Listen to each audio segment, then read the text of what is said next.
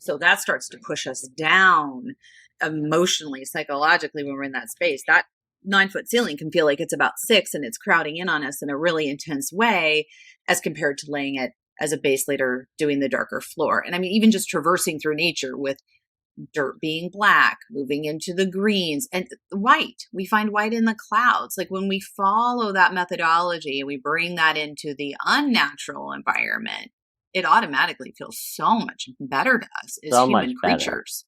It really Yeah. does. I mean, Well, even thinking through that. I really enjoyed the classes with you when we make make the models. You can make small cutout models to kind of visualize in real life, because it's all about looking at something that you can't see yet and imagining what it is. I Mm, really like ontological design. A number of people have talked about it before, but creating the environment and affecting the environment, so it in turn affects how you feel. So we kind of reprogram ourselves epigenetically by trying to create better environments, and we should adapt to it. I feel like this consciousness is slowly opening it up to I totally around the agree. You world. even think about like a spa palette wasn't just arbitrarily named a spa palette. There's a Yeah, very good exactly. reason why those colors, those greens and blues and creams and chocolates are soothing and soft. And so whether we know it or not, this is happening. Yep. And we can intentionally embrace it and then marketing it to clients so that they understand I didn't just choose this because it's a pretty color or it goes with the pillow I used as my inspiration point. There's actually this psychological component that you shared with me, how you want to feel in this space. If it's your office, I want you to feel like you can think or create or do, or if it's your nursery, I want your kid to go to sleep, or if it's your kitchen, I want people to feel alive and entertained and taken care of. And I think just giving words to that helps our clients understand so much that it's not just a pretty color. Absolutely. But because the Yeah. trail to understand it is, it's kind of lengthy sometimes. So yes, getting down to that simplistic. So the people that live there can understand, because if they're okay with it, then, you did a good job if they feel good about it. But people don't really know what they want. And it's difficult to understand color if you're not great at it. And, there's a higher amount of men that have color blindness, and women are evolving to see color better. So, I suspect we'll have more Oh, women color designers. Yeah, there t- interesting. I did not know that. tetrachromopia. It's a Yeah. fourth cone. So yeah, there's your all vision's getting better and better, and which Tell makes that to sense my biologically. optometrist. Yeah, which makes sense biologically because in the hunter gatherer, the women usually dealt with those nuances of the colors of foods and berries and their properties, and that ability to see color was so important to our evolution, understanding what foods are safe and danger. So it makes sense to me. It makes complete sense to me. And if you guys want to learn more about this, sign up for the seminar and take it. There's so many color seminars out there. This is the one that's actually part of the International Accrediting Association for Color. That's not its formal name, but there's a bunch of spin-offs and versions that have been created by numerous people, and no disservice to them, but this is the juggernaut and the true reputable organization that is operating on a global platform, speaking into the world of color, which I think is incredibly valuable, which hopefully you do too after hearing what Jason has had to say. Um, we always talk about too on this podcast scaling our businesses to our lives and keeping not just the professional going, but the personal going. Hmm. How have you managed? It almost seems like you have a perfect work-life balance, because when you go out in nature and you fulfill that personal component, it's also really informing your work in a lot of ways. How do you keep that balance symbiotic and appropriate? And what would you say to designers today who are just struggling with that balance?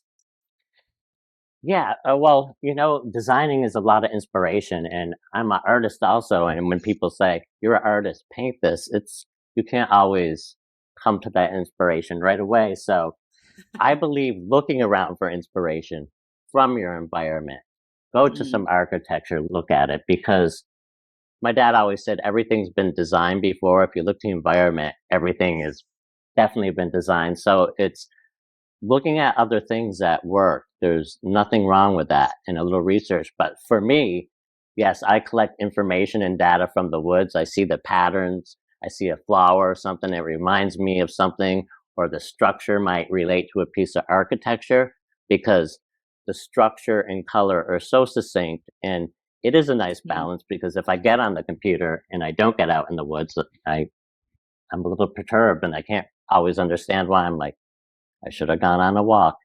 Because I think it works the same as is in an interior. If the environment is keeping your attention comfortable, your mind doesn't go Mm. racing off, kind of at a homeostasis. That's a really interesting point. And one thing I love about color is how accessible it is. So I think too, you're a single dad, you've got kids, I've got kids. My kids love color. Whenever we get into color, it doesn't matter if it's an afternoon of, even if I can't drag them and they're not going into the woods with me and they're not having a hike, which happens pretty frequently, I can usually lure them into some sidewalk chalk. It's amazing how inspirational that can even be, to sit there with the colors and patterns and shapes just playing in the driveway with sidewalk chalk. I think sometimes we feel we have to go, and don't get me wrong, I love going to a beautiful museum and seeing a Monet, a Picasso, a Rembrandt, Mm-hmm. and feeling all of that. Sometimes it's just not always tangible to fill up No. the creative cup. And sometimes it is just as simple as, here's a Crayola, sidewalk chalk piece. Get busy with that. Yeah, absolutely.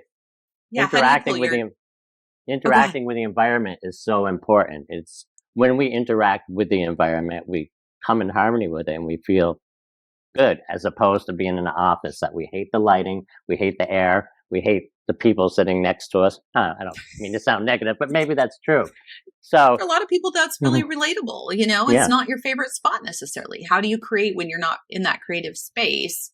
You have to fill up that cup. How do you pull your daughter into understanding color and seeing the world around her and creating more of that symbiotic relationship between work-life balance? Well, she took color to a completely another level from me, and she is so saturated color, but it That's works. Like, awesome. she took the pink and the fuchsias, but so a lot of what we study about our color charts were designed by Munsell in order to make a system that would work for everyone. But as I looked into it, his institute, he made books for children, and he said, we're terrible at color because we don't teach our children.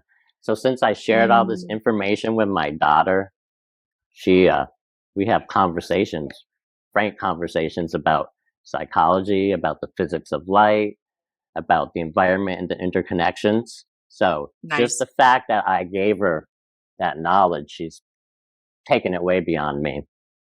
That's amazing. I love that. Okay, rapid fire round. I hope you're ready for Yes. it. Okay, I'm Let's ready. do I'm it. ready. What is a book that has most changed your life?